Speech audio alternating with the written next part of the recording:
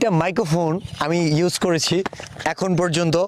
তো আমি আমার এইখানকার এক্সপিরিয়েন্স শেয়ার করব এবং আপনাদের একটা গাইডলাইন দেওয়ার চেষ্টা করব। যদি আপনি মাইক্রোফোন ইন ফিউচারে কিনেন বা কিনবেন ভাবতেছেন, তাহলে আপনি কোন মাইক্রোফোনটা কিনতে পারেন।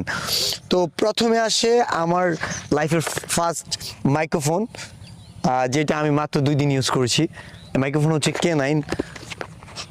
আনফর্চুনেটলি হয়তো এটা কেউ কেউ ইউজ করতেছে অনেক দিন, বাট আমার কাছে মাত্র 2 দিনে নষ্ট হয়ে গেছে। এইটা আমি 1000 টাকার মধ্যে কিনেছিলাম। তো আমার এই 1000 টাকার এক্সপিরিয়েন্স যেটা দাঁড়ায় সেটা হচ্ছে কন্টেন্ট ক্রিয়েশনে আসলে প্রফেশনালভাবে স্টার্ট করতে চাইলে 1000 টাকার মাইক্রোফোন আপনার জন্য ঠিক নাই আমি বলবো। বাট শুরুর দিকে যদি দেখেন যে না, ট্রাই করে দেখা যায়, তাহলে কিনতে পারেন। কারণ এইটার সাউন্ড কোয়ালিটি আসলে আপ টু দ্য মার্কে না।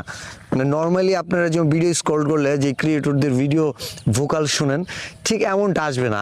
আপনার কণ্ঠই আপনি যখন কোয়ালিটি